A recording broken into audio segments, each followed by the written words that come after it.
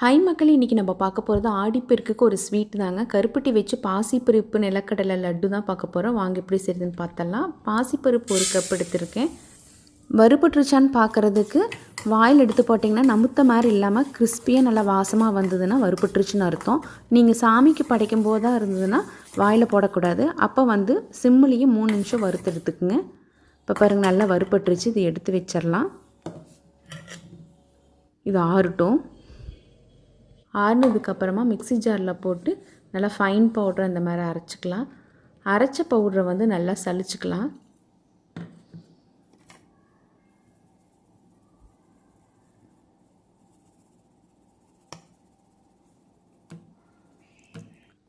சலிச்சதுக்கப்புறம் இன்னுமே பருப்பாக இருக்குது, குருணையாக இருக்குதுன்னா அது மறுபடியும் இன்னொரு முறை அரைச்சிட்டு அதையும் நம்ம சலிச்சுக்கலாம்.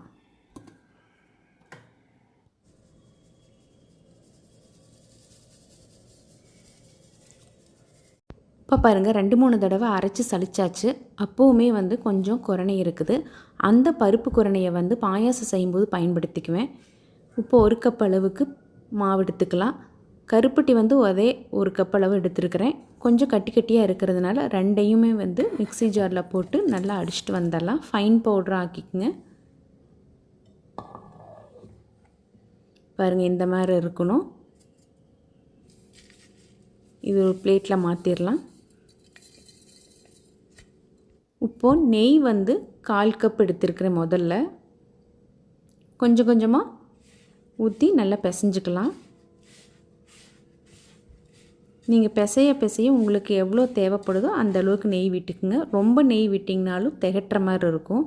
இப்போ மாவு பிடிச்சோம்னா உருண்டை பிடிக்கிற அளவுக்கு வந்ததுன்னா இதை கரெக்டான பதம். மீதி இருக்கிற நெய்யும் சேர்த்திக்கலாம்.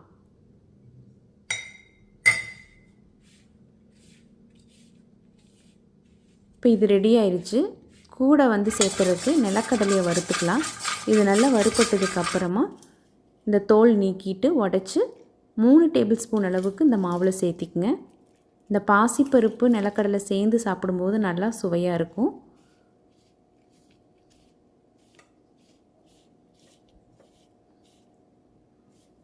நேராக உங்களுக்கு மாவு உணர்ந்து போகும்.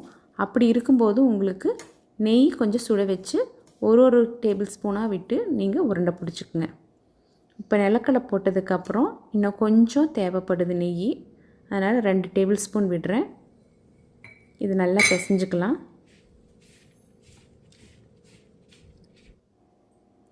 கையில் நெய்யை தடவிட்டு உருண்டை பிடிங்க.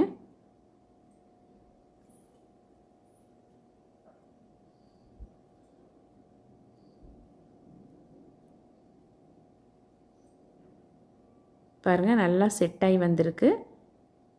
இதே மாதிரி மீதி இருக்கிற மாவு பூரா நம்ம உருண்டையாக பிடிச்சிடலாம்.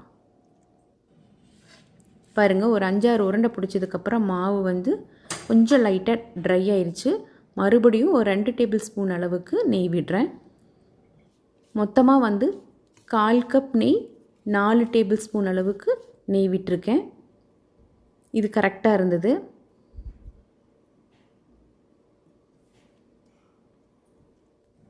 அவ்வளோதாங்க, கருப்பட்டி பாசிப்பருப்பு நிலக்கடலை லட்டு ரெடி ஆயிடுச்சு.